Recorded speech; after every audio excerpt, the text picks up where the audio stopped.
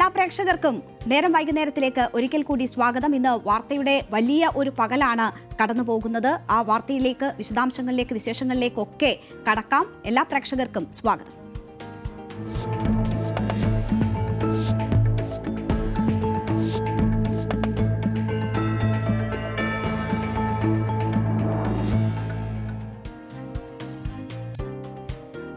ശബരിമലയിൽ ആഗോള അയ്യപ്പ സംഗമം നടത്താനാണ് സർക്കാരിന്റെ നീക്കം. അതാണ് നമ്മൾ ഏറ്റവും പ്രാധാന്യത്തോടെ എടുക്കുന്ന നമ്മളുടെ ഫോക്കസ് നമ്പർ 1 വാർത്ത ഇന്ന്.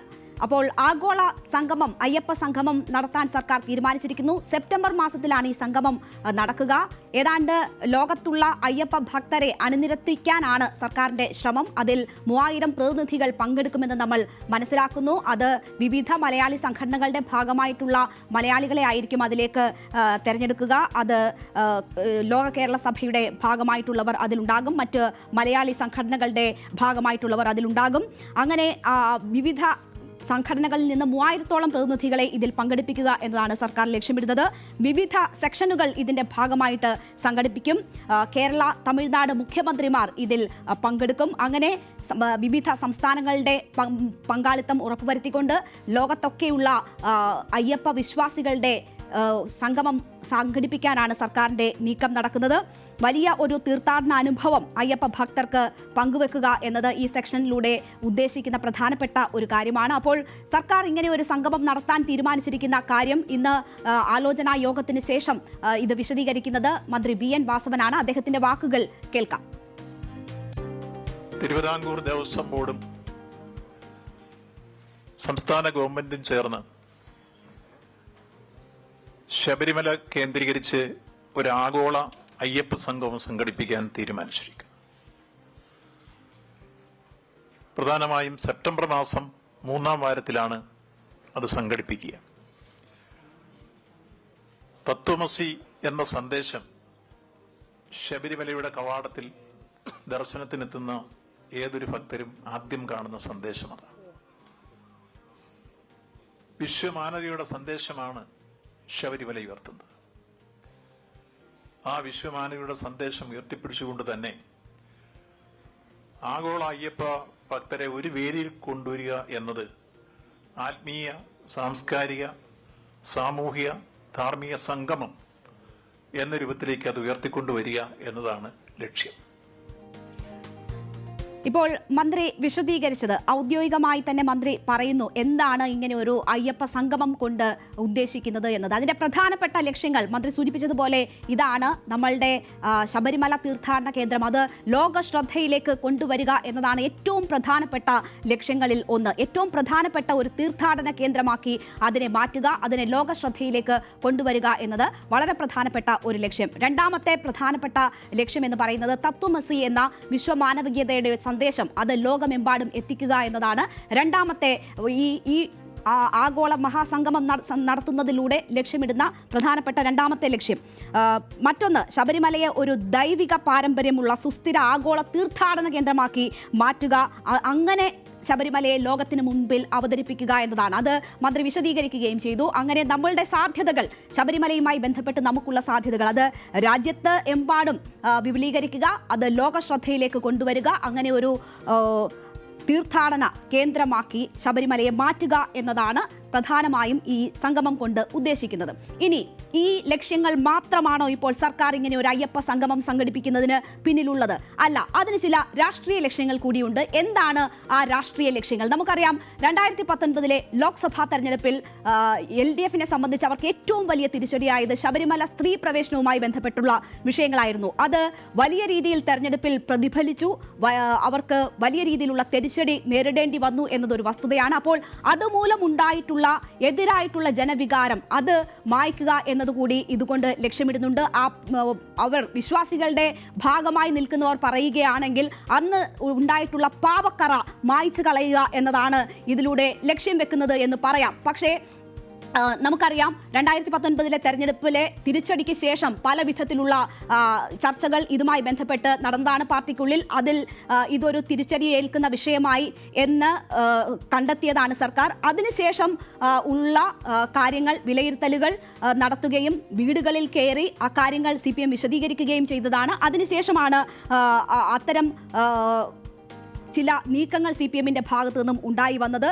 ഇപ്പോൾ ഈ സാഹചര്യത്തിൽ സർക്കാരിനെ സംബന്ധിച്ച് വലിയ രീതിയിൽ 10 വർഷമായി അധികാരത്തിലിരിക്കുന്ന സർക്കാരാണ്. ഭരണവിരുദ്ധ വികാരം സർക്കാരിനെ സംബന്ധിച്ച് ഉണ്ടാകും സ്വാഭാവികമായും എന്ന ഒരു സാഹചര്യമുണ്ട്. അപ്പോൾ അങ്ങനെ ഒരു സാഹചര്യം മുന്നിൽ കാണുമ്പോൾ ഭൂരിപക്ഷ സമുദായത്തെ ഒപ്പം നിർത്തുക എന്നത് സർക്കാർ ആലോചിക്കുന്നു. ആ ഒരു ലക്ഷ്യത്തോടു കൂടിയാണ് ഇത്തരം ഒരു നീക്കം നടക്കുന്നത്. അപ്പോൾ ഭൂരിപക്ഷ വിഭാഗം ഒപ്പം നിൽക്കുക, അവരെ കൂടെ നിൽക്കുക, അവർക്കുണ്ടായിട്ടുള്ള അതൃപ്തികൾ ഇല്ലാതാക്കുക എന്ന ലക്ഷ്യത്തോടു കൂടിയും ആണ് ഈ അയ്യപ്പ സംഗമം നടത്തുന്നത് എന്ന് നമുക്ക് സ്വാഭാവികമായും തന്നെ വിശ്വസിക്കാം.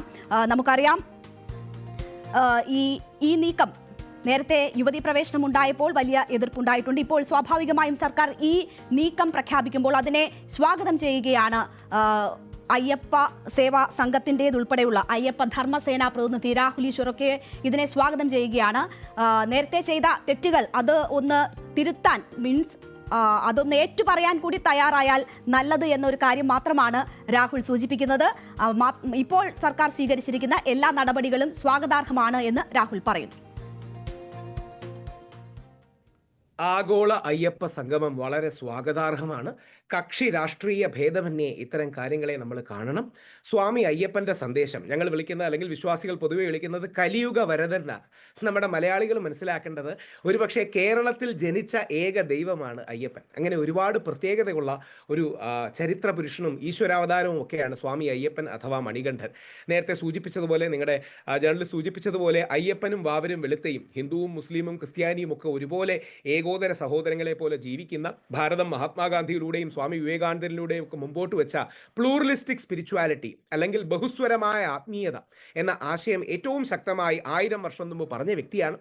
ഇത് പരസ്യം കൊടുക്കലല്ല. അദ്ദേഹം ബ്രാൻഡ് എന്നൊക്കെ പറഞ്ഞെങ്കിലും ഇത് ബ്രാൻഡ് അല്ല, അതൊരു ചൈതന്യമാണ്. ബ്രാൻഡ് എന്ന് മാനേജ്മെന്റ് ടെർമിനോളജി വിളിക്കുന്നതിന് വിരോധമൊന്നുമില്ല, പക്ഷേ അതൊരു ചൈതന്യമാണ്. ആ ചൈതന്യത്തെ ലോകത്തിലേക്ക് നമ്മൾ അറിയിക്കണം. ഒരുപക്ഷെ അറിയുന്ന പലർക്കും കൗതുകം തോന്നും, ഏതാനും വർഷങ്ങൾക്ക് മുമ്പ് ജർമ്മനിയിൽ നിന്ന് 20 അംഗ സ്ത്രീകൾ, ജർമ്മൻ സ്ത്രീകൾ ശബരിമലയ്ക്ക്, അതായത് 50 വയസ്സിനും 60 വയസ്സിനും ശേഷമുള്ള സ്ത്രീകൾ കെട്ടുമൊക്കെ എടുത്തു വന്നിരുന്നു. അങ്ങനെ ഒരുപാട് ലോകത്തിന്റെ വ്യത്യസ്ത ഭാഗങ്ങളെ പ്രചോദിപ്പിക്കുന്ന ഒരു ആത്മീയ പാതയാണ് ശബരിമല. അത് തിരിച്ചറിയാനും അത് ആഘോഷിക്കാനും നമുക്കാകട്ടെ. കലിയുഗ വരദനാണ്. ശരിക്കും നമ്മുടെ സൗത്ത് ഇന്ത്യയിൽ നിന്ന് ഉയർന്നു വന്ന ഏറ്റവും വലിയ ആത്മീയ സാമൂഹിക ബിംബമാണ് സ്വാമി അയ്യപ്പൻ. ചരിത്രപുരുഷനാണ്, ദൈവമാണ്, ഈശ്വരാവതാരമാണ്. അത് കോൺഗ്രസ് ആണെങ്കിലും BJP ആണെങ്കിലും കമ്മ്യൂണിസ്റ്റുകാരാണെങ്കിലും ഹൈലൈറ്റ് ചെയ്യുന്നത് നമുക്ക് സന്തോഷം, അല്ലെങ്കിൽ വിശ്വാസികൾക്ക് സന്തോഷം നൽകുന്ന കാര്യമാണ്.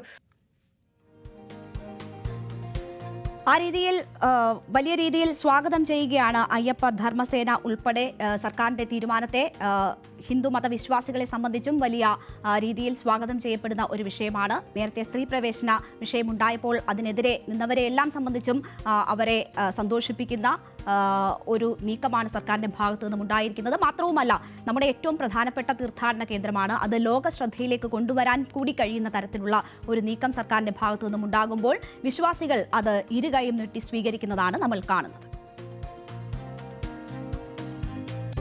അതിഗുരുതരമായ ആരോപണമാണ് രാഹുൽ ഗാന്ധി ഇന്നലെ വാർത്താ സമ്മേളനത്തിൽ നടത്തിയത്. തെളിവുകൾ പുറത്തുവിട്ടുകൊണ്ടായിരുന്നു രാഹുൽ ഈ വാർത്താ സമ്മേളനം നടത്തിയത്. അത് വലിയ രീതിയിൽ രാജ്യം ചർച്ച ചെയ്യുന്ന ഒരു നിമിഷം കൂടിയാണ് ഇത്.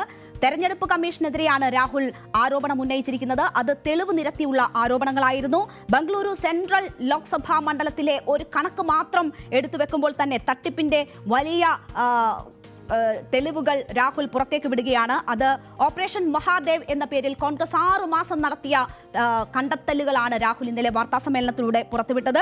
ബംഗളൂരു സെൻട്രൽ ലോക്സഭാ മണ്ഡലത്തിലെ മഹാദേവപുരയിൽ വോട്ടർ പട്ടിക പരിശോധിച്ചപ്പോൾ ആകെയുള്ള 6.5 ലക്ഷം വോട്ടർമാരിൽ 1.5 ലക്ഷം പേരും വ്യാജന്മാരായി എന്ന് കണ്ടെത്തി എന്നതാണ് ഈ തെളിവുകൾ നിരത്തിക്കൊണ്ട് രാഹുൽ ഇന്നലെ പറഞ്ഞത്. കഴിഞ്ഞ തെരഞ്ഞെടുപ്പിൽ BJP സർക്കാർ, NDA സർക്കാർ അധികാരത്തിൽ വന്നത് ഈ തട്ടിപ്പിലൂടെയാണ് എന്നതായിരുന്നു രാഹുലിന്റെ ഇന്നലത്തെ ആരോപണം. അപ്പോൾ ആ ആരോപണം നമ്മൾ ഇന്നലെയും പരിശോധിച്ചതാണ് ഈ വിഷയം. രാഹുൽ ഇന്നലെ തെളിവുകൾ സഹിതം പറഞ്ഞ ആ വാർത്താ സമ്മേളനത്തിന്റെ ഏറ്റവും പ്രസക്ത ഭാഗം കണ്ടിട്ട് നമുക്ക് തിരിച്ചെത്താം. total votes in the assembly of Madhavapura, 1,250,000 votes were stolen. They were stolen in 5 different ways. The first way, duplicate voters. One voter appearing multiple times on the voter list. Fake and invalid addresses. Voters who didn't have addresses or were just fake addresses. Bulk voters in single address. One building, 50 people, 60 people. One bedroom house, but we go there, no 50 people living there. No record of those people ever having living there. One family living in that house. Invalid photos, photos which you simply cannot see or no photos existing of theirs on the polling list. And then the most interesting, misuse of Form 6. Form 6 is the form that allows new voters to become voters. So generally Form 6 is anyone who's 18 and above but hasn't voted in the last election. So they should be between 18 and 22, 23 years old. And so now we're going to go into the details and we're going to show you. തെരഞ്ഞെടുപ്പ് commission തെളിവുകൾ നൽകാതെ സഹകരിക്കാതെ നിന്നപ്പോഴും 6 മാസം പ്രയത്നിച്ച് കണ്ടെത്തിയ തെളിവുകൾ നിരത്തിക്കൊണ്ടാണ് രാഹുൽ ഈ ഏറ്റവും കടുത്ത ആരോപണം തെരഞ്ഞെടുപ്പ് കമ്മീഷനെതിരെ ഉന്നയിച്ചത്. ആ ആരോപണങ്ങൾ ഉന്നയിച്ചതിന് പിന്നാലെ ഇപ്പോൾ പ്രതിഷേധം കൂടുതൽ കടുപ്പിച്ചിരിക്കുകയാണ് കോൺഗ്രസ്. 2 സംസ്ഥാനങ്ങളിലെ തെരഞ്ഞെടുപ്പ് അട്ടിമറിച്ചു എന്ന അതിഗുരുതരമായ ആരോപണമാണ് രാഹുൽ ഗാന്ധി ഉന്നയിക്കുന്നത്. ഇന്ന് ബംഗളൂരുവിൽ പ്രതിഷേധ റാലി നടന്നു. പ്രതിഷേധ റാലിയിലും തെരഞ്ഞെടുപ്പ് കമ്മീഷനെതിരെ ആഞ്ഞടിച്ചിരിക്കുകയാണ് രാഹുൽ ഗാന്ധി. തെരഞ്ഞെടുപ്പ് കമ്മീഷൻ 5 ചോദ്യങ്ങൾ രാഹുൽ ഗാന്ധി ചോദിക്കുന്നു. पिछले चुनाव में हमने कॉन्स्टिट्यूशन की रक्षा की, संविधान की रक्षा की थी. ये जो किताब है इसमें भारत की हजारों साल की विचारधारा है. इसमें महात्मा गांधी, अंबेडकर जी, जवाहरलाल नेहरू, सरदार पटेल की आवाज गूंजती है. मगर इस किताब में बसवण्णा जी, नारायण गुरु, फूले जी, इनकी भी आवाज गूंजी. और इसकी नींव, इसका foundation one man one vote. हर हिंदुस्तानी नागरिक को यह संविधान एक वोट का अधिकार देता है. पिछले चुनाव में बीजेपी ने कहा, मोदी जी ने, इनके नेताओं ने इस पर आक्रमण किया. हिंदुस्तान की संस्थाओं को खत्म करके इस पर आक्रमण किया. 5 ചോദ്യങ്ങളാണ് രാഹുൽ ഗാന്ധി ഉന്നയിക്കുന്നത്. എന്തുകൊണ്ട് ഡിജിറ്റൽ രേഖകൾ നൽകുന്നില്ല എന്ന ചോദ്യം ചോദിക്കുന്നു. വീഡിയോ ദൃശ്യം നൽകാത്തത് എന്താണ് എന്നതാണ് രണ്ടാമത്തെ ചോദ്യം. തെരഞ്ഞെടുപ്പ് കമ്മീഷൻ വോട്ടേഴ്സ് ലിസ്റ്റിൽ വ്യാപക ക്രമക്കേട് നടത്തിയത് എന്തിനാണ് എന്ന് ചോദിക്കുന്നു. മറുപടി തരാതെ പ്രതിപക്ഷത്തെ പരിഹസിക്കുന്നത് എന്തിനാണെന്ന് രാഹുൽ ചോദിക്കുന്നു. ബിജെപിയുടെ ഏജന്റായി തെരഞ്ഞെടുപ്പ് കമ്മീഷൻ പ്രവർത്തിക്കുന്നത് എന്തിന് തുടങ്ങിയ ചോദ്യങ്ങൾ 5 ചോദ്യങ്ങളാണ് രാഹുൽ ഗാന്ധി ഇന്ന് ചോദിക്കുന്നത്. തെളിവുകൾ സഹിതം കാര്യങ്ങൾ പുറത്തുവിട്ടതിന് പിന്നാലെയും മറുപടി തരാത്ത തെരഞ്ഞെടുപ്പ് കമ്മീഷനോടാണ് രാഹുൽ ചോദ്യങ്ങൾ ഉന്നയിക്കുന്നത് എന്ന് മനസ്സിലാക്കണം. തെരഞ്ഞെടുപ്പ് കമ്മീഷൻ പരിഹാസ രൂപേണയാണ് രാഹുലിന്റെ ആരോപണങ്ങളോട് പ്രതികരിച്ചിരിക്കുന്നത്. ഇനി ബീഹാറിലെ SIR-ൽ തെരഞ്ഞെടുപ്പ് ഫലങ്ങൾ വന്നതിന് ശേഷം പരാതി നൽകാൻ കാത്തിരിക്കുകയാണോ രാഹുൽ ഗാന്ധി എന്ന് പരിഹസിക്കുന്നു. മാത്രവുമല്ല, രേഖാമൂലം പരാതി നൽകാതെ ഈ കാര്യങ്ങളിൽ മറുപടിയില്ല എന്ന ഒരു നിലപാട് കൂടിയാണ് തെരഞ്ഞെടുപ്പ് കമ്മീഷൻ സ്വീകരിക്കുന്നത്. എന്തായാലും ഈ വിഷയം ഇന്ന് പാർലമെന്റിലും ആഞ്ഞടിക്കുകയുണ്ടായി. നമുക്കറിയാം, കഴിഞ്ഞ ദിവസങ്ങളിലൊക്കെ ബീഹാറിലെ വോട്ടർ പട്ടിക പരിഷ്കരണവുമായി ബന്ധപ്പെട്ട് സഭ മുന്നോട്ട് കൊണ്ടുപോകാൻ കഴിയാത്ത രീതിയിൽ വലിയ പ്രതിഷേധം സഭയിൽ അരങ്ങേറുകയായിരുന്നു. ഇന്ന് രാഹുൽ ഗാന്ധി പുറത്തുവിട്ട പുതിയ തെളിവുകളുടെ കൂടി അടിസ്ഥാനത്തിൽ വലിയ പ്രതിഷേധമാണ് സഭയ്ക്കുള്ളിൽ അരങ്ങേറിയത്.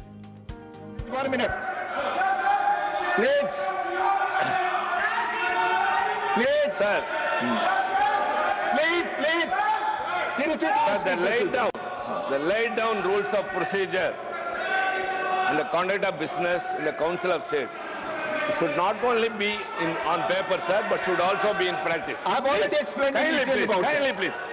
When there is a rule, every day you are citing a reason why these notices are rejected.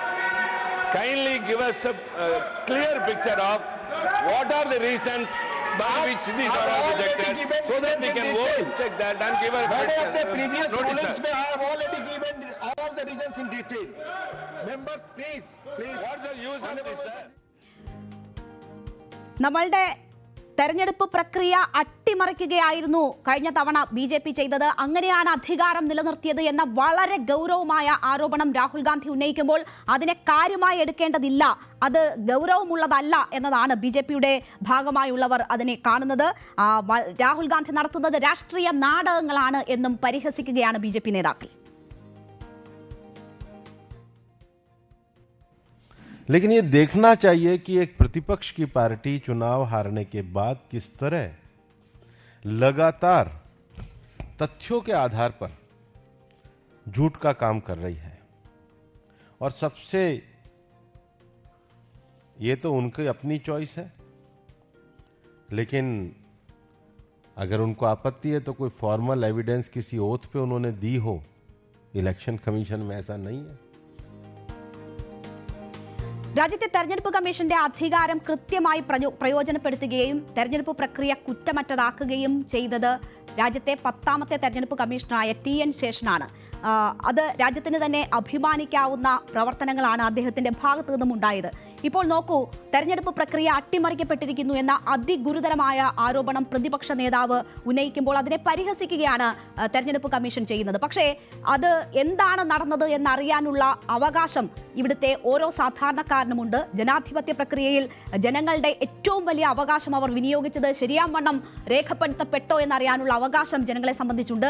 ഒരു തെരഞ്ഞെടുപ്പ് പ്രക്രിയ കുറ്റമറ്റതായി നടക്കുക എന്നതാണ് ഒരു ജനാധിപത്യ സംവിധാനത്തിൽ ഏറ്റവും പ്രധാനപ്പെട്ട അടിസ്ഥാനമായിട്ടുള്ള കാര്യം. അപ്പോൾ അതിനെതിരെ ഒരു ചോദ്യം ഉയരുമ്പോൾ അത് കൃത്യമായി വിശദീകരിക്കപ്പെടുകയാണ് ചെയ്യേണ്ടത്. അങ്ങനെ വിശദീകരിക്കാനുള്ള ബാധ്യത തെരഞ്ഞെടുപ്പ് കമ്മീഷനെ സംബന്ധിച്ചുണ്ട്. ഓരോ ജനങ്ങൾക്കും അതറിയാനുള്ള അവകാശവുമുണ്ട്. എന്തായാലും വരും ദിവസങ്ങളിൽ തെരഞ്ഞെടുപ്പ് കമ്മീഷൻ എന്ത് നിലപാട് ഈ വിഷയത്തിൽ സ്വീകരിക്കുമെന്നത് നമുക്ക് കാത്തിരുന്ന് തന്നെ കാണാം.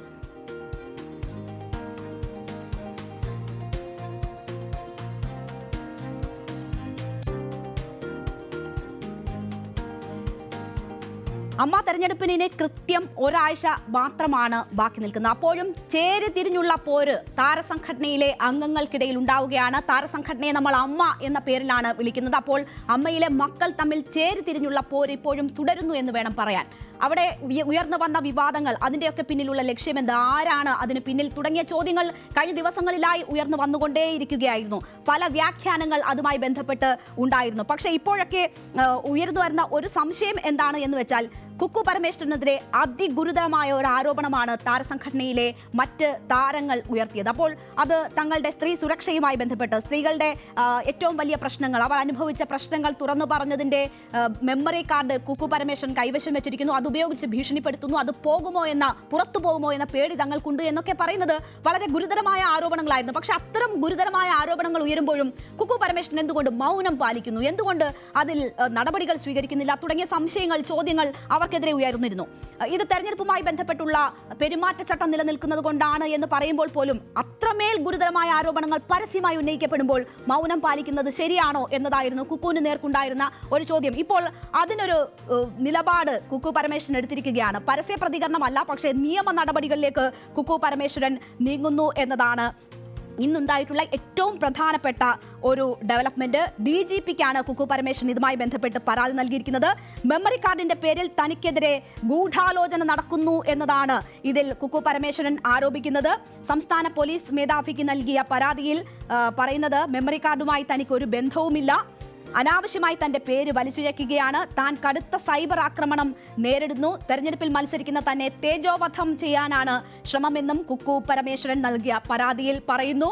പൊന്നമ്മ ബാബു, ഉഷ ഹസീന തുടങ്ങിയ അമ്മയിലെ അംഗങ്ങൾക്കെതിരെയാണ് പരാതി നൽകിയിരിക്കുന്നത്. നമുക്കറിയാം, പൊന്നമ്മ ബാബുവും ഉഷ ഹസീന, ഒപ്പം തന്നെ ലക്ഷ്മി തുടങ്ങിയ, പ്രിയങ്ക തുടങ്ങിയ താരങ്ങളാണ് ഇതിനെതിരെ പ്രധാനമായും രംഗത്ത് വന്നിട്ടുള്ളത്. അപ്പോൾ അവർക്കെതിരെയാണ് പരാതി നൽകിയിരിക്കുന്നത്.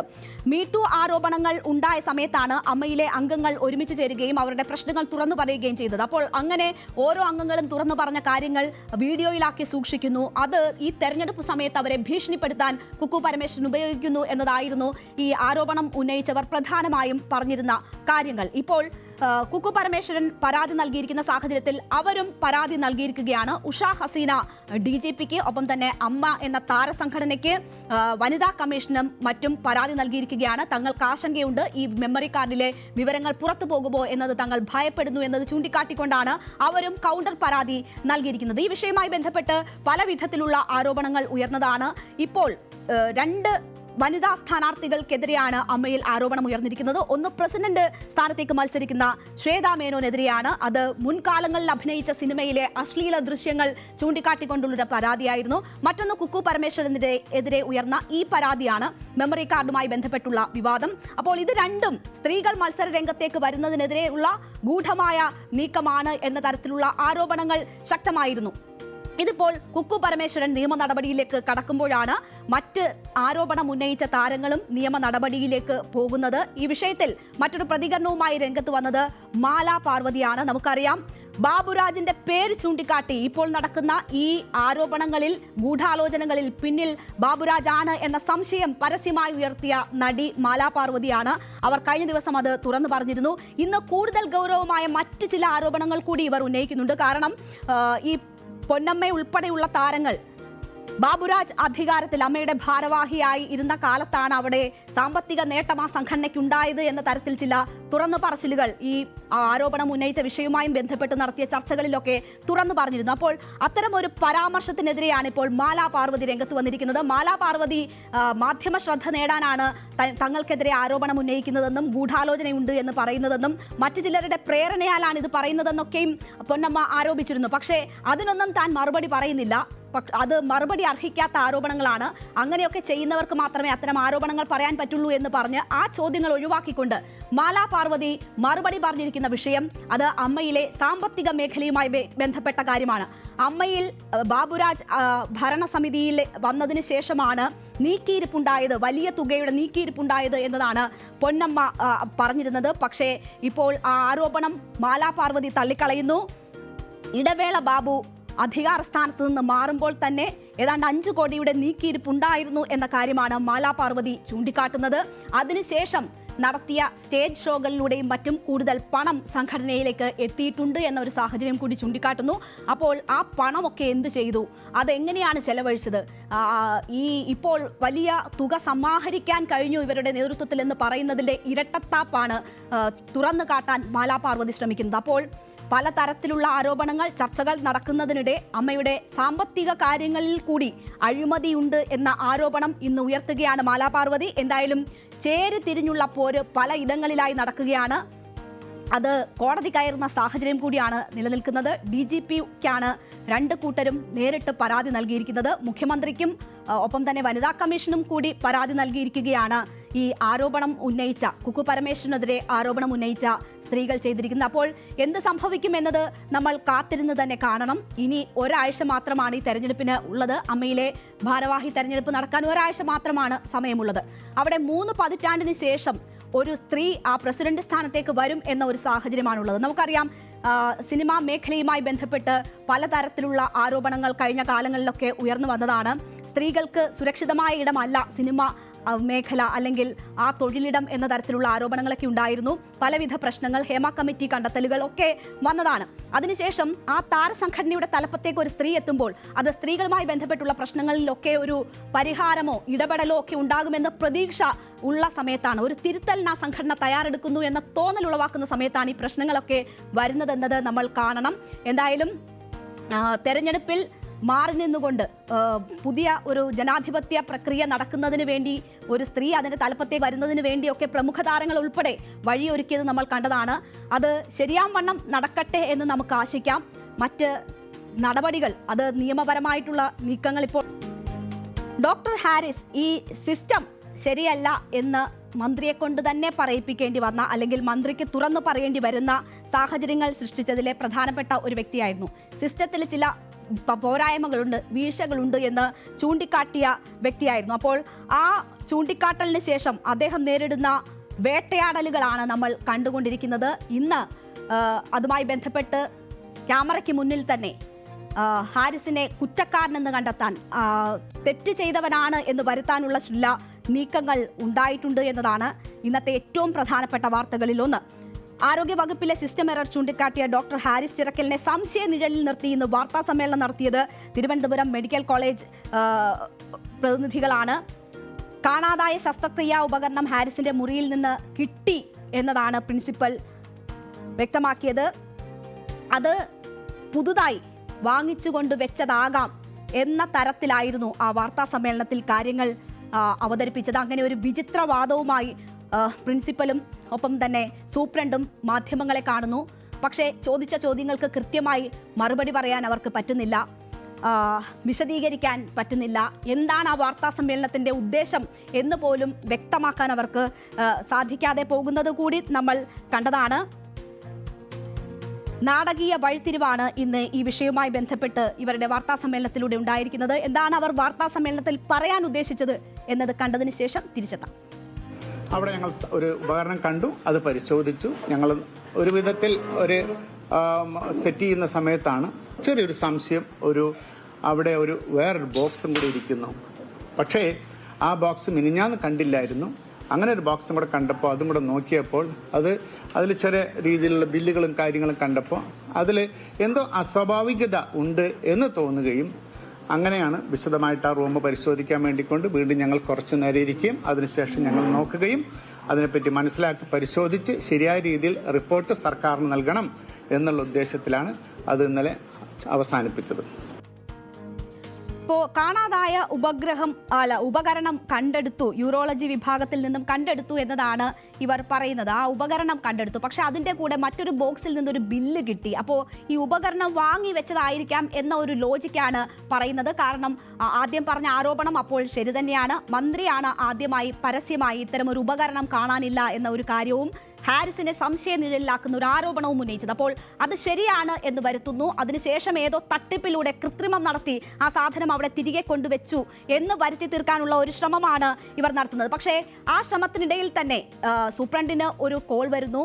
അതിനുശേഷം പ്രിൻസിപ്പലിനോട് അത് സംസാരിക്കുന്നു. റിപ്പോർട്ടിലെ വിവരങ്ങൾ പുറത്തു വരും. ഇതുവരെ വെളിച്ചം കാണാത്ത മാധ്യമങ്ങൾ ഒക്കെയും പല വിധത്തിൽ വിവരാവകാശ കമ്മീഷനിലെയും മറ്റും ചോദിച്ചിട്ടും പുറത്തു വരാത്ത ആ റിപ്പോർട്ടിന്റെ ഭാഗങ്ങൾ വായിക്കൂ എന്ന നിർബന്ധമുണ്ടാകുന്നു. ആ ഭാഗം മുകളിൽ നിന്ന് ആരോ വിളിച്ചു പറഞ്ഞ നിർദ്ദേശപ്രകാരം വായിക്കുന്നത് കൂടി വാർത്താ സമ്മേളനത്തിൽ കണ്ടു.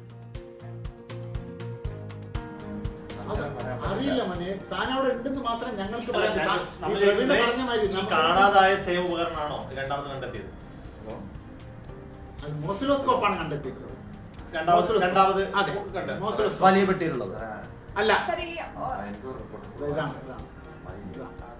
ഇതിൽ എഴുതിയിട്ടില്ല. ഞാൻ നേരത്തെ സൂചിപ്പിച്ചു. Committee stated about the tissue ഇത് കമ്മിറ്റി റിപ്പോർട്ടാണ്. Tissue macerator with oscilloscope which was purchased utilizing Rs 12 lakhs from empty fund which was allegedly missing from the department. HODS agreed it is partly missing and however it is not a mission constantly used. These are the reports by വാർത്താ സമ്മേളനത്തിന്റെ ഉന്നതങ്ങളിൽ നിന്ന് സൂപ്രണ്ടിന് ഫോണിൽ നിർദ്ദേശം വരുന്നു. അതനുസരിച്ചാണ് ആ റിപ്പോർട്ടിലെ കുറ്റപ്പെടുത്തുന്ന ഭാഗം, ഹാരിസ് തന്നെ അത് അക്സെപ്റ്റ് ചെയ്തിട്ടുണ്ട് എന്നുള്ളൊരു ഭാഗം പിന്നീട് പ്രിൻസിപ്പൽ വായിക്കുന്നത്. പ്രിൻസിപ്പലിനോട് ആവശ്യപ്പെട്ട പ്രകാരം ആ ഭാഗം വായിച്ച് അദ്ദേഹം പൂർത്തിയാക്കുകയും ചെയ്യുകയായിരുന്നു. എന്നാൽ ഈ ആരോപണത്തിന് മറുപടി ഡോക്ടർ ഹാരിസ് പറഞ്ഞിട്ടുണ്ട്. കൊറിയർ ബോക്സിൽ കണ്ടത് റിപ്പയർ ചെയ്യാനായി കൊണ്ടുപോയ നെഫ്രോസ്കോപ്പ് ആണെന്നാണ് ഹാരിസ് പറയുന്നത്. മെഡിക്കൽ ഓഫീസർമാരുടെ ഗ്രൂപ്പിലേക്കാണ് അദ്ദേഹം ഈ വിശദീകരണം കുറിപ്പ് ഇട്ടിരിക്കുന്നത്. എന്തായാലും തുറന്നു പറഞ്ഞ സിസ്റ്റത്തിൽ ചില പ്രശ്നങ്ങൾ ഉണ്ട് എന്ന് തുറന്നു പറഞ്ഞ, അതും പാവപ്പെട്ട രോഗികൾക്ക് വേണ്ടി ആ ഒരു സത്യം തുറന്നു പറഞ്ഞ മനുഷ്യനെ കുടുക്കാനുള്ള ചില നീക്കങ്ങൾ നടക്കുന്നു എന്ന ആരോപണം കൂടുതൽ ശക്തിപ്പെടുത്തുകയാണ് ഇപ്പോൾ ഈ വാർത്താ സമ്മേളനവും അതിനിടയിൽ നടന്ന ഈ നാടകീയ സംഭവങ്ങളുമൊക്കെ. ഹാരിസിനൊപ്പം എന്നാണ് KGMCTA പറയുന്നത്. ഹാരിസിനെ കുടുക്കാനാണോ ശ്രമമെന്ന് എല്ലാവർക്കും സംശയമുണ്ട്. HODയുടെ സാന്നിധ്യത്തിൽ പരിശോധന നടത്തിയിട്ടില്ല. സ്വതന്ത്ര അന്വേഷണം വേണം. ഇതിനായി ആരോഗ്യമന്ത്രിക്ക് കത്ത് നൽകും എന്നുമാണ് KGMCTA പറയുന്നത്. അപ്പോൾ ഡോക്ടർമാരുടെ സംഘടന ഹാരിസിന് പൂർണ്ണ പിന്തുണ പ്രഖ്യാപിക്കുകയാണ്. നോക്കൂ, ആ മേധാവി ആ സ്ഥലത്തില്ലാത്ത സമയത്താണ് ഇങ്ങനെ ഒരു തെളിവെടുപ്പ് അവിടെ നടക്കുന്നത്. അത് നിയമപരമാണോ എന്ന വലിയ ചോദ്യങ്ങൾ ഉയരുകയാണ്. മാത്രവുമല്ല, അവിടെ നിന്ന് കണ്ടെടുത്തു എന്ന് പറയുന്നു. വീഡിയോ ദൃശ്യങ്ങളിൽ ഒരാൾ അവിടെ എത്തിയെന്ന് പറയുന്നു. അങ്ങനെ സംശയത്തിന്റെ കുറേയധികം ചോദ്യങ്ങൾ മുന്നിലോട്ടിടുകയാണ്. അപ്പോൾ ഈ നടപടിക്രമങ്ങൾ, ഇങ്ങനെ തെളിവെടുപ്പ് ഉൾപ്പെടെയുള്ള നടപടിക്രമങ്ങൾ വേണ്ട വിധത്തിലാണോ നടന്നത്? ഹാരിസിനെ മനഃപൂർവ്വം കുടുക്കാനുള്ള ശ്രമങ്ങളാണോ നടക്കുന്നത് എന്ന സംശയം ഇത് ബലപ്പെടുത്തുകയാണ്. ഈ വിഷയത്തിൽ പ്രതിപക്ഷം അതിശക്തമായി തന്നെ രംഗത്ത് വന്നിട്ടുണ്ട്. ഹാരിസിനെ സംരക്ഷിക്കുമെന്നതാണ് പ്രതിപക്ഷ നേതാവ് വി ഡി സതീശൻ സൂചിപ്പിച്ചത്. ആരോഗ്യമന്ത്രിയുടെ നേതൃത്വത്തിൽ ഗൂഢാലോചന നടക്കുന്നുണ്ട്. ഡോക്ടറുടെ മേൽ ഒരു നുള്ള് മണ്ണ് വീഴാൻ അനുവദിക്കില്ല എന്നുമാണ് വി ഡി സതീശൻ ഈ വാർത്തയുമായി ബന്ധപ്പെട്ട് പറഞ്ഞത്.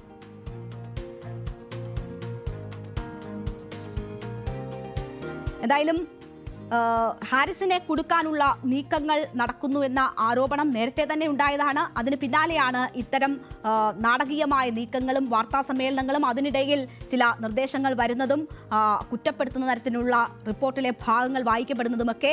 ഇതൊക്കെ വിശദീകരിക്കപ്പെടേണ്ടതാണ്. എന്തായാലും സിസ്റ്റത്തിൽ ഒരു പ്രശ്നമുണ്ട് എന്ന് ചൂണ്ടിക്കാണിക്കപ്പെട്ടാൽ അത് പരിഹരിച്ച് മുന്നോട്ട് കൊണ്ടുപോവുക എന്നതാണ് ഒരു സർക്കാർ അതിനെ നല്ല ഉദ്ദേശത്തോടു കൂടി കണ്ട് ചെയ്യേണ്ടുന്ന കാര്യം. അതിനു പകരം ആരോപണം ഉന്നയിച്ച അല്ലെങ്കിൽ പരാതി പറഞ്ഞ മനുഷ്യനെ കുടുക്കാനുള്ള നീക്കം എന്നത് അംഗീകരിക്കാനാകാത്തതാണ്. എന്താണ് ഇതിൽ സംഭവിക്കുന്നതെന്നത് കാത്തിരുന്ന് തന്നെ കാണാം.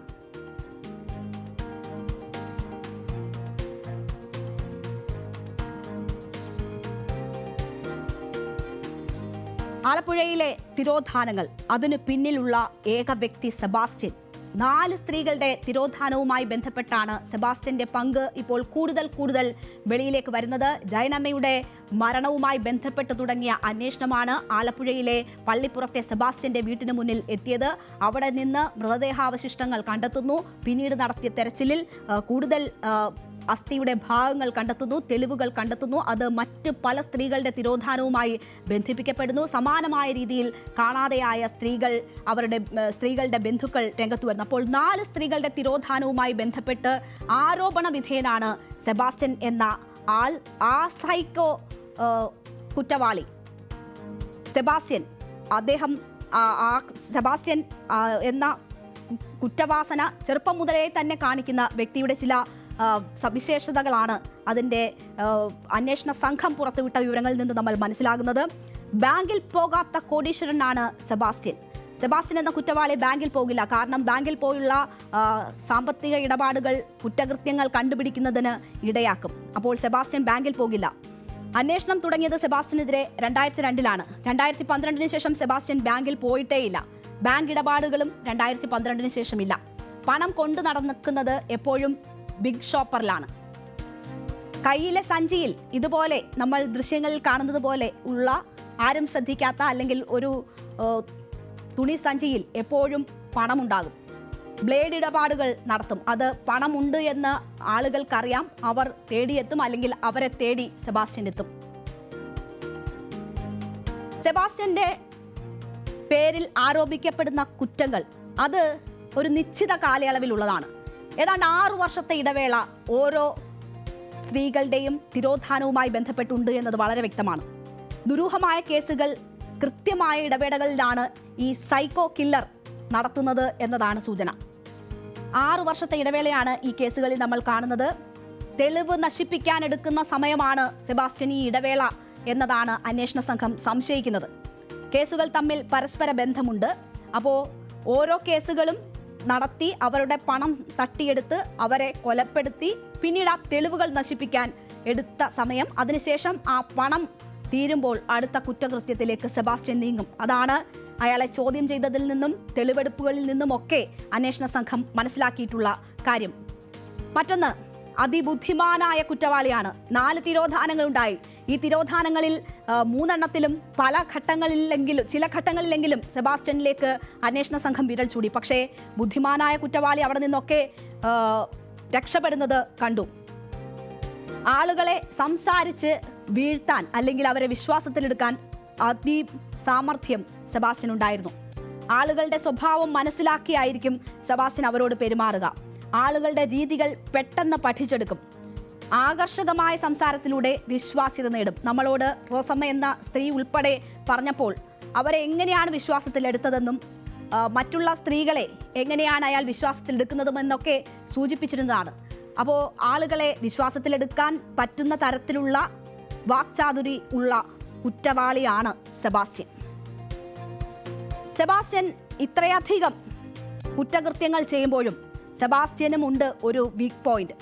മകനെ ഓർത്താൽ സെബാസ്റ്റ്യന് മനമുരുകും. വൈകാരികമായ ഏതെങ്കിലും തരത്തിലുള്ള പ്രതികരണം സെബാസ്റ്റ്യനിൽ നിന്നുണ്ടാകുന്നത് മകനെക്കുറിച്ച് പറയുമ്പോഴാണ് എന്ന് അന്വേഷണ ഉദ്യോഗസ്ഥർ സൂചിപ്പിക്കുന്നു. മകനോട് അതിരില്ലാത്ത സ്നേഹവും കരുതലുമാണ്. 10 വയസ്സ് മാത്രമാണ് മകന്റെ പ്രായം എന്നതാണ് മനസ്സിലാകുന്നത്. സെബാസ്റ്റ്യനെ കുടുക്കിയതെന്ന് ഇത്രയും അതിബുദ്ധിമാനായ കുറ്റവാളിയെ ഇപ്പോൾ കുരുക്കിലേക്ക് കൊണ്ടുവന്ന കാര്യങ്ങൾ എന്താണ്? അതും അതിബുദ്ധിയാണ് സെബാസ്റ്റ്യനെ കുരുക്കുന്നത് എന്നാണ് മനസ്സിലാകുന്നത്. കാണാതായവർ ജീവനോടെ ഉണ്ടെന്ന് വരുത്തി തീർക്കാൻ വേണ്ടി അവരുടെ ഫോണുകൾ ഉപയോഗിക്കുക, ഇടയ്ക്ക് വിളിക്കുക, അതൊരു ശീലമാക്കിയിരുന്നു സെബാസ്റ്റ്യൻ. ജയനമ്മ ജീവനോടെയുണ്ട് എന്ന് വരുത്തി തീർക്കാനാണ് ഏറ്റവും ഒടുവിൽ ഇങ്ങനെ ഒരു ശ്രമം നടത്തിയത്. വ്യാജ തെളിവുകൾ സൃഷ്ടിക്കാൻ ശ്രമിച്ചു. ഇതും വിനയായി. ജയനമ്മയുടെ വ്യാജ മിസ് കോളുകൾ കുരുക്കായി. ജയനമ്മയുടെ ഫോൺ മരണത്തിന് ശേഷം ഉപയോഗിക്കുകയും അതുപയോഗിച്ച് അവർ സ്ഥിരമായി വിളിക്കുന്ന ആളുകൾക്ക് മിസ് കോൾ അടിക്കുകയും അതിനുശേഷം മിണ്ടാതിരിക്കുകയും ചെയ്തതാണ് കുരുക്കിയത്. കൂടുതൽ സ്ത്രീകൾക്കായി സെബാസ്റ്റ്യൻ വലവിരിച്ചിട്ടുണ്ട്. ബംഗളൂരുവിലെ സ്ത്രീയെ കുടുക്കാൻ ശ്രമിച്ചു. ബംഗളൂരു കേന്ദ്രമാക്കി ഒരു സ്ത്രീയെ കുടുക്കാൻ ശ്രമിച്ചതിന്റെ വിവരങ്ങൾ ഈ ചോദ്യം ചെയ്യലിൽ അന്വേഷണ സംഘത്തിന് ലഭിച്ചിട്ടുണ്ട് എന്നാണ് മനസ്സിലാകുന്നത്. തലനാരിഴയ്ക്ക് രക്ഷപ്പെട്ട പല സ്ത്രീകളുമുണ്ട്.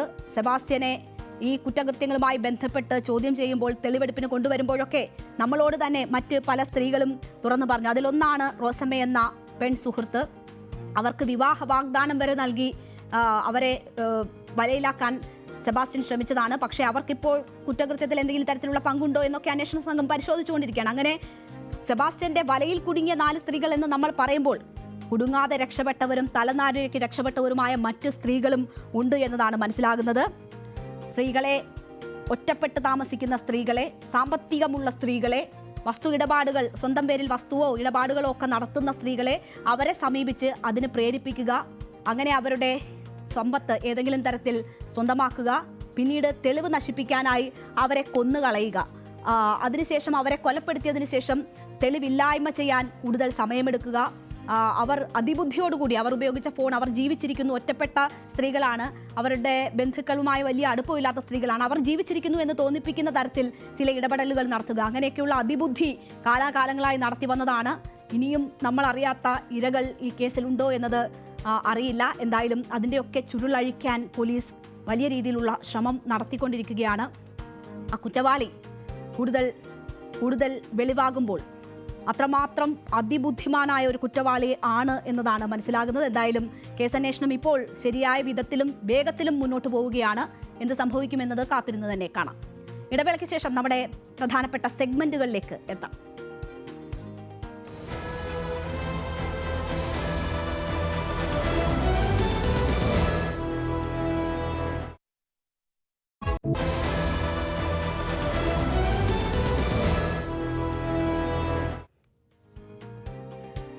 കോതമംഗലത്ത് പെൺ സുഹൃത്ത് നൽകിയ വിഷം കലർത്തിയ എനർജി ഡ്രിങ്ക് കഴിച്ച് യുവാവ് കൊല്ലപ്പെട്ട വിവരം വരുമ്പോൾ സമാനമായ രീതിയിൽ കേരളം ആദ്യം കേട്ട വാർത്തയാണ് ഷാരോൺ രാജിന്റെ കൊലപാതകം.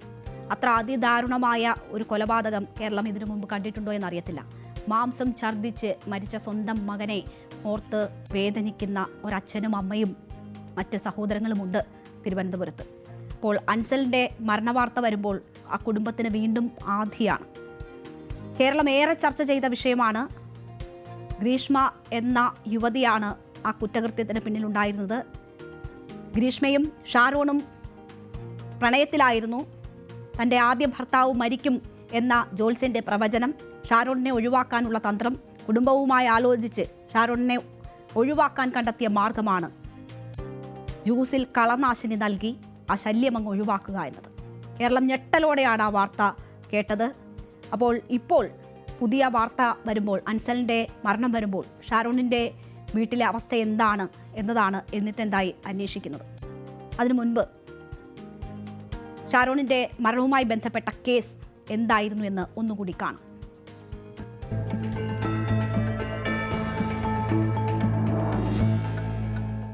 ആൺസുഹൃത്തായിരുന്ന ഷാരോൺ രാജിനെ കളനാശിനി കലർത്തിയ കഷായം നൽകി ഗ്രീഷ്മ കൊലപ്പെടുത്തിയതെന്നാണ് കേസ്. 4 വർഷമായി പ്രണയത്തിലായിരുന്നു ഷാരോണും ഗ്രീഷ്മയും. കോളേജിലേക്കുള്ള ബസ് യാത്രക്കിടെയാണ് ഷാരോണും ഗ്രീഷ്മയും പരിചയപ്പെടുന്നത്. 2021 ഒക്ടോബർ മുതലാണ് ഇരുവരും പ്രണയത്തിലായത്. ഇരുവരുടെയും പ്രണയം ഗ്രീഷ്മയുടെ വീട്ടിലറിഞ്ഞതോടെ ബന്ധത്തിൽ നിന്ന് പിന്മാറാൻ ഗ്രീഷ്മയോട് കുടുംബം ആവശ്യപ്പെടുകയും മറ്റൊരു വിവാഹാലോചന ഉറപ്പിക്കുകയും ചെയ്തിരുന്നു. തുടർന്ന് ഷാരോണിനെ ബന്ധത്തിൽ നിന്ന് ഒഴിവാക്കാൻ ശ്രമിച്ചെങ്കിലും ഷാരോൺ പിന്മാറാൻ തയ്യാറായിരുന്നില്ല. തുടർന്നാണ് ഗ്രീഷ്മയും കുടുംബവും ഷാരോണിനെ ബന്ധത്തിൽ നിന്ന് പിന്മാറാൻ പദ്ധതി തയ്യാറാക്കുന്നത്. ഷാരോണിനെ വീട്ടിലേക്ക് ക്ഷണിച്ച ഗ്രീഷ്മ വിഷം കലർത്തിയ കഷായം നൽകുകയായിരുന്നു. കഷായം കൊടുത്ത ശേഷം കയ്പ് മാറാൻ ജ്യൂസും കൊടുത്തു. പിന്നാലെ ഷാരോൺ മുറിയിൽ ഛർദ്ദിച്ചു. സുഹൃത്തിനൊപ്പം ബൈക്കിൽ മടങ്ങവേ പലതവണ ഛർദ്ദിക്കുകയും ക്ഷീണിതനാവുകയും ചെയ്ത ഷാരോൺ പാറശാല ജനറൽ ആശുപത്രിയിലെ ചികിത്സ കഴിഞ്ഞ് വീട്ടിലേക്കെത്തിയെങ്കിലും അടുത്ത ദിവസം വായ്ക്കുള്ളിൽ വ്രണങ്ങളുണ്ടായതിനെ തുടർന്ന് വീണ്ടും ആശുപത്രിയിൽ പ്രവേശിപ്പിച്ചു. ഷാരോണിന്റെ വൃക്ക, കരൾ, ശ്വാസകോശം എന്നിവ തകരാറിലായി 11 ദിവസം ചികിത്സയിൽ കഴിഞ്ഞ ശേഷമാണ് ഷാരോൺ മരണത്തിന് കീഴടങ്ങുന്നത്. 2022 മാർച്ച് 4 പട്ടാളത്തിൽ ജോലിയുള്ള ആളുമായി ഗ്രീഷ്മയുടെ കല്യാണം ഉറപ്പിച്ചിരുന്നു. ഗ്രീഷ്മയുടെ ആദ്യ ഭർത്താവ് മരിച്ചുപോകുമെന്ന ജോത്സ്യന്റെ പ്രവചനവും കൊലപാതകത്തിന് പ്രേരിപ്പിച്ചു. കേസിൽ നെയ്യാറ്റിങ്കര സെഷൻസ് കോടതി ഗ്രീഷ്മയ്ക്ക് വധശിക്ഷ വിധിച്ചു. പ്രതിയുടെ പ്രായം പരിഗണിക്കാൻ കഴിയില്ലെന്നും പ്രകോപനമില്ലാതെയുള്ള കൊലപാതകമാണിതെന്നും വ്യക്തമാക്കിക്കൊണ്ടാണ് കോടതി ശിക്ഷ വിധിച്ചത്. കേസിലെ 2ാം പ്രതിയും ഗ്രീഷ്മയുടെ അമ്മാവനുമായ നിർമ്മലകുമാരൻ നായരെ 3 വർഷം തടവിനും കോടതി ശിക്ഷിച്ചു. 3ാം പ്രതിയും ഗ്രീഷ്മയുടെ അമ്മയുമായ സിന്ധുവിനെ തെളിവുകളുടെ അഭാവത്തിൽ വെറുതെ വിട്ടു. അപ്പോൾ ഇതാണ് ഈ കേസുമായി ബന്ധപ്പെട്ടുള്ള സാഹചര്യം. ഒരു വലിയ കുറ്റകൃത്യം നടന്നാൽ അതിലെ കുറ്റവാളിക്ക് മാക്സിമം ശിക്ഷ അല്ലെങ്കിൽ അതിനർഹിക്കുന്ന ശിക്ഷ ലഭിക്കുമ്പോഴാണ് ഇരകൾക്ക് നീതി കിട്ടുക എന്ന് പറയാറുണ്ട്. ഇവിടെ ഗ്രീഷ്മയ്ക്ക് വധശിക്ഷ കോടതി വിധിച്ചു. പക്ഷേ ഷാരോണിന്റെ കുടുംബത്തിന്റെ ഇപ്പോഴത്തെ അവസ്ഥ എന്താണ്? ഒരു ശിക്ഷ, അർഹിക്കുന്ന ശിക്ഷ ലഭിച്ചു എന്നത് അവരുടെ ദുഃഖം ഒരിക്കലും കുറയ്ക്കുന്നില്ല. ഷാരോണിന്റെ വിടവ് അങ്ങനെ തന്നെ തുടരുകയാണ്. സമാനമായ മറ്റൊരു കേസ് ഉണ്ടായി എന്ന വാർത്ത പോലും കേൾക്കാൻ ആ കുടുംബം ആഗ്രഹിക്കുന്നില്ല. അത്രമാത്രം ദുരന്തത്തിലൂടെയാണ് അവരുടെ ഓരോ ദിവസവും കടന്നു പോകുന്നതെന്ന് അവർ പറയുന്നു.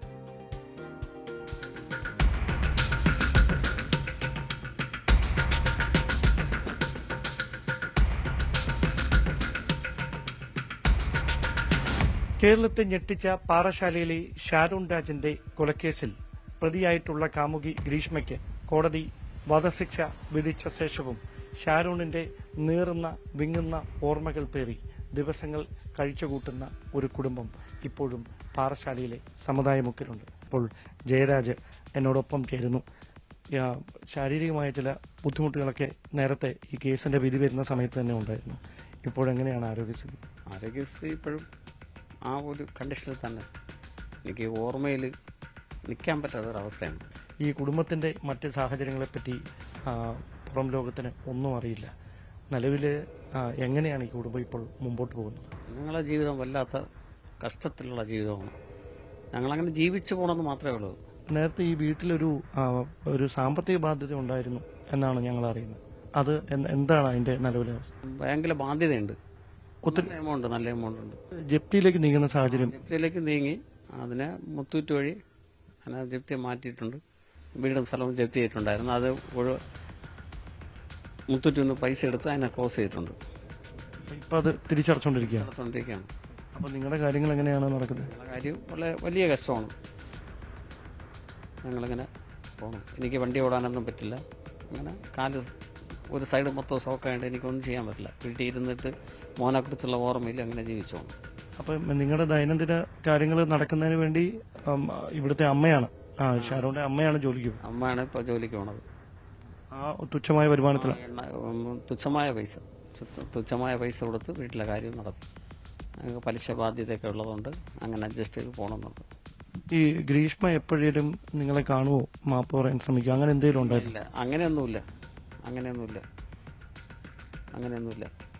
അങ്ങനെ ഒരു മാപ്പുമായിട്ട് വന്നാലും അത് അങ്ങനെ വന്നാലൊന്നും പരിസരത്ത് പോലും വരാൻ അനുവദിക്കില്ല.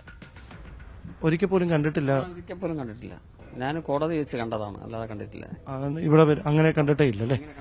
ഈ മകൻ പറഞ്ഞുള്ള അറിവേ? മകൻ പറഞ്ഞതേ ഉള്ളൂ, അല്ലാതെ ഞാൻ കണ്ടിട്ടൊന്നുമില്ല. അപ്പം ഈ നിലവിൽ ഈ കേസുമായി ബന്ധപ്പെട്ട് നിങ്ങൾ ഈ വധശിക്ഷ ഉറപ്പുവരുത്തുന്നതിന് വേണ്ടി ഏതറ്റം വരെയും പോകാൻ പോകും. ആ ഒരു തീരുമാനത്തിലാണ്. ഞങ്ങൾക്ക് ഇനി ആകെ ഉള്ള സമ്പാദ്യം എന്ന് പറഞ്ഞാൽ ഇതാണ്. അത് മകന് വേണ്ടി.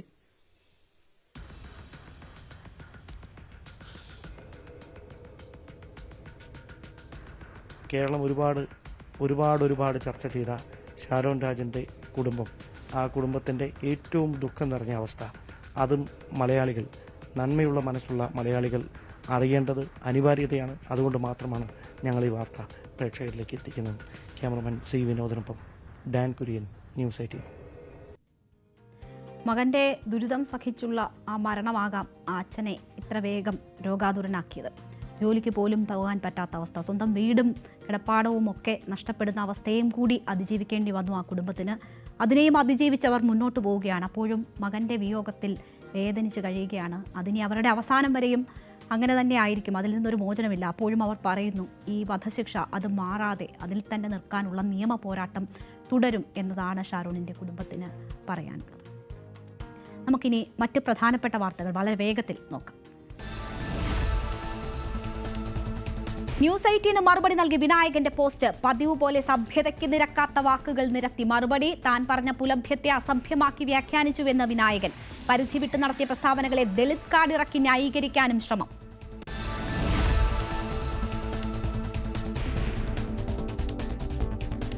ധർമ്മസ്ഥലയിലെ ഡി ഗ്യാങ് മാധ്യമപ്രവർത്തകരെ മർദ്ദിക്കുന്ന ദൃശ്യങ്ങൾ പുറത്ത്. കേസിൽ ധർമ്മസ്ഥല സ്വദേശി സോമനാഥ സഭല്യ അറസ്റ്റിൽ. വ്യാജപ്രചരണം നടത്തിയ 3 കന്നഡ മാധ്യമപ്രവർത്തകർക്കെതിരെ കേസ്. ധർമ്മസ്ഥലയിൽ SITയുടെ നിർണായക നീക്കം. പുതിയ സ്ഥലത്ത് മണ്ണ് കുഴിച്ച് പരിശോധന. കല്ലേരി പെട്രോൾ പമ്പിന് സമീപമാണ് പരിശോധന നടത്താൻ തീരുമാനം.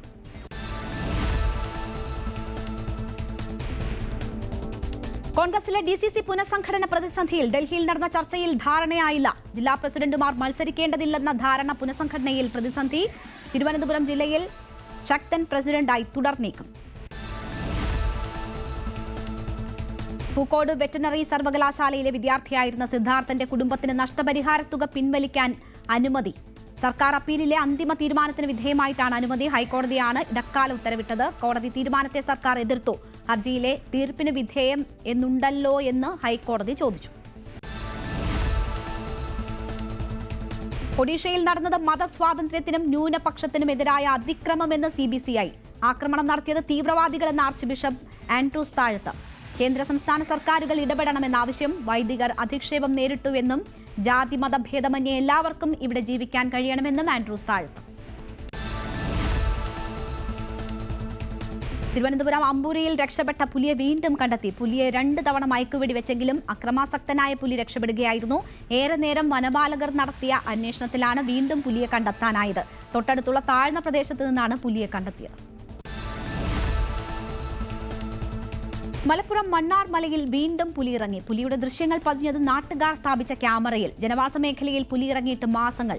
പുലിയെ പിടികൂടണമെന്നാവശ്യപ്പെട്ട് വനം മന്ത്രിക്ക് നാട്ടുകാരുടെ നിവേദനം. പാലക്കാട് മയക്കുവെടിവെച്ച് പിടികൂടിയ PT5 ചികിത്സ തുടങ്ങി. ആനയുടെ വലത് കണ്ണിന് പരിക്കുണ്ട്. ആനയെ പിടികൂടിയത് രാവിലെ 9:15 ചികിത്സ നൽകിയ ശേഷം കാട്ടിലേക്ക് തുരത്താൻ പദ്ധതി. പരിക്ക് ഗുരുതരമല്ലെങ്കിൽ ബേസ് ക്യാമ്പിലേക്ക് മാറ്റും.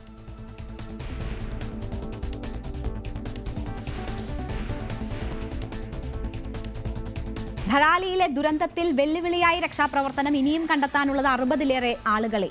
റോഡ് ഗതാഗത യോഗ്യമാക്കാൻ ബോർഡർ റോഡ്സ് ഓർഗനൈസേഷൻ കഠിന പരിശ്രമത്തിൽ. ഗംഗോത്രിക്ക് സമീപം കുടുങ്ങിയ മലയാളികളെ നാട്ടിലെത്തിക്കാൻ ശ്രമം തുടരുന്നു. ഇന്ന് എയർലിഫ്റ്റ് ചെയ്തു.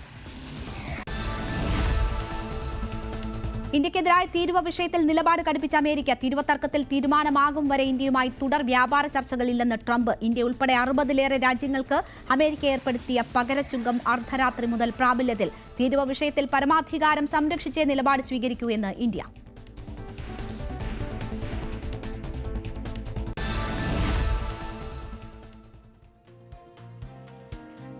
നമ്മൾ കഴിഞ്ഞ ദിവസങ്ങളിലൊക്കെ ഒരുപാട് വാർത്തകളുടെ ഒഴുക്കായിരുന്നു. പ്രധാനപ്പെട്ട ഒരുപാട് വാർത്തകൾ ഈ വൈകുന്നേരം സമയത്ത് തന്നെ വന്നതുകൊണ്ട് തന്നെ നമുക്ക് സായന്ന യാത്ര പോകാൻ സമയം കിട്ടില്ല. ഇന്ന് എന്തായാലും യാത്ര പോകാൻ സമയമുണ്ട്. അപ്പോൾ സായന്ന സവാരിയിലേക്ക്.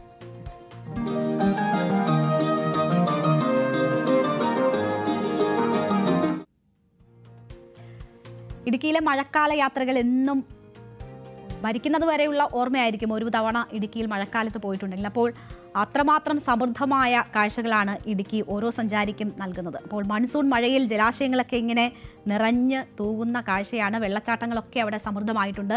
ഞങ്ങളുടെ പ്രതിനിധി പ്രിൻസ് അവിടെ നിന്ന് തൂവൽ വെള്ളച്ചാട്ടത്തിൻ്റെ, നെടുങ്കണ്ടത്തെ തൂവൽ വെള്ളച്ചാട്ടത്തിൻ്റെ സുന്ദരമായ ദൃശ്യങ്ങൾ പകർത്തിയിട്ടുണ്ട്. അപ്പോൾ നമുക്ക് ഒരു യാത്ര പോകണമെങ്കിൽ തൂവൽ വെള്ളച്ചാട്ടത്തിലേക്ക് പോകാം, അവിടുത്തെ കാഴ്ചകൾ കണ്ടുവരാം.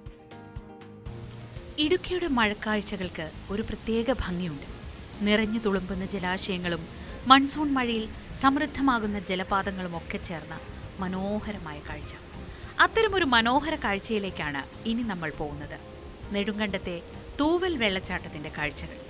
തൂവൽ പേര് പോലെ അതിമനോഹരമാണ് ഇടുക്കിയുടെ സ്വന്തം തൂവൽ. മലമുകളിൽ നിന്നും പാറക്കെട്ടുകളുടെ ചിന്നിച്ചെതിരി തൂവൽ സ്പർശം പോലെ പതിക്കുന്ന ജലപാതം ആസ്വദിക്കാം. തൂവൽ വെള്ളച്ചാട്ടത്തിന്റെ കാഴ്ചകൾ. തുള്ളിക്കൊരു കുടം കണക്കി പെയ്തു വീഴുന്ന പെരുമഴ തോരുമ്പോൾ ഇടുക്കിയുടെ ഗ്രാമീണ പാതകളിലൂടെ വെറുതെ ഒരു യാത്ര പോകണം. തൂവൽ വെള്ളച്ചാട്ടം പോലെ മൺസൂൺ മഴയിൽ പ്രകൃതി ഒരുക്കുന്ന നിരവധി കാഴ്ചകളുണ്ട് ഓരോ ഗ്രാമത്തിലും.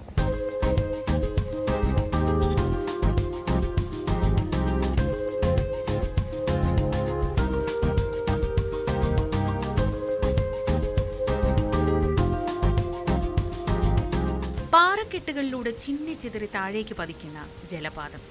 മുകൾ ഭാഗത്തു നിന്നും താഴെ നിന്നും കാഴ്ചകൾ ആസ്വദിക്കാനാവുന്ന വെള്ളച്ചാട്ടമാണ് തൂവൽ.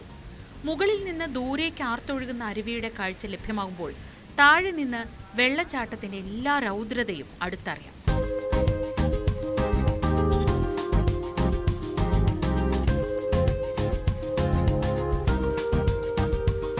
ശാന്തമായി ഒഴുകുന്ന ചെറു അരുവി പെട്ടെന്ന് രൗദ്രഭാവം പോകുന്ന കാഴ്ച.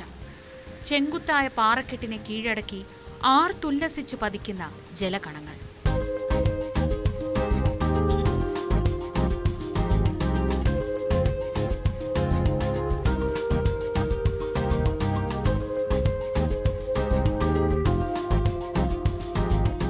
കാഴ്ചയ്ക്ക് അതിമനോഹരമെങ്കിലും നിരവധി അപകട സാധ്യതകളുള്ള പ്രദേശമാണ് തൂവൽ. അതുകൊണ്ട് തന്നെ കാഴ്ചകൾ ആസ്വദിക്കാൻ എത്തുന്നവർ സാഹസികതയ്ക്ക് മുതിരരുതെന്ന് നാട്ടുകാർ ഓർമ്മപ്പെടുത്തുന്നു. നമുക്ക് ഇതിൻ്റെ അകത്ത് ചെയ്യാനുള്ള ബാരിക്കേഡുകളാണ് കൊടുക്കേണ്ടത്. എന്ന് പറഞ്ഞാൽ ചെറിയ രീതിയിൽ ചെയ്തിട്ട് കാര്യമില്ല. റോഡിനെ കുറച്ച് അപ്പുറത്ത് നടപ്പ് വഴിയാണ് നമ്മൾ ഉദ്ദേശിക്കുന്നത്.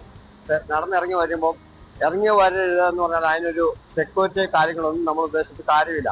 അപ്പം ബാരിക്കേഡുകൾ ഇവിടെ അത്യാവശ്യം നടന്നു പോകാനുള്ളൊരു ചെറിയ കൈപ്പിടിയെങ്കിലും ഉണ്ടാക്കി കൊടുക്കാനുള്ള സർക്കാർ ലെവലിൽ ചെയ്തു കൊടുക്കണമെന്നാണ് ഞാൻ ആഗ്രഹിക്കുന്നത്. മഴ വൈബ് തേടി ഇടുക്കിയിലേക്ക് ഒരു യാത്ര പ്ലാൻ ചെയ്യുന്നുണ്ടെങ്കിൽ തൂവൽ വെള്ളച്ചാട്ടവും ഉറപ്പായും ഉൾപ്പെടുത്താം. സഹ്യന്റെ മടിത്തട്ടിലെ ഏറ്റവും മനോഹരമായ ജലപാതങ്ങളിൽ ഒന്നിന്റെ കാഴ്ചകളാണ് തൂവൽ ചേർത്ത് വെച്ചിരിക്കുന്നത്. നെടുങ്കണ്ടത്ത് നിന്നും ഏകദേശം 8 കിലോമീറ്ററാണ് തൂവലിലേക്കുള്ള ദൂരം. തേക്കടി മൂന്നാർ പാതയിൽ യാത്ര ചെയ്യുന്ന സഞ്ചാരികൾക്കും രാമക്രമേണ സന്ദർശിക്കുന്നവർക്കുമൊക്കെ വേഗത്തിൽ എത്തിച്ചേരാവുന്ന ഒരിടം. വെള്ളച്ചാട്ടം മാത്രമല്ല, ഏലവും കുരുമുളകും കാപ്പിയും കൊക്കോയും ജാതിയും ഒക്കെ വിളയുന്ന കാർഷിക സമൃദ്ധിയുടെ പര്യായ കൂടിയാണ് ഈ ഗ്രാമം. ഇടുക്കി. അപ്പോൾ തൂവൽ ഒരു സ്പോട്ടായി ഇടുക്കിയിലേക്ക് പോകുന്നവർക്ക് തിരഞ്ഞെടുക്കാം. എന്തായാലും സുരക്ഷിതമായിരിക്കണം. മഴ ശക്തമായിരിക്കുന്ന സമയത്ത് ഇത്തരം വെള്ളച്ചാട്ടങ്ങളൊക്കെയും അപകട മേഖലകളായി മാറാം. അപ്പോൾ സുരക്ഷ ഉറപ്പാക്കിക്കൊണ്ട് വേണം, നാട്ടുകാരൻ തന്നെ പറഞ്ഞതുപോലെ സുരക്ഷ ഉറപ്പാക്കിക്കൊണ്ട് വേണം ഈ പ്രകൃതി ഭംഗി ആസ്വദിക്കാൻ. അപ്പോൾ എല്ലാ പ്രേക്ഷകർക്കും ഇന്ന് നന്ദി ഇത്രയും നേരം തുടർന്നതിന്. ഇനി ഇടവേളയ്ക്ക് ശേഷം ലൈവ് at 6 കാണാം. ബൈ.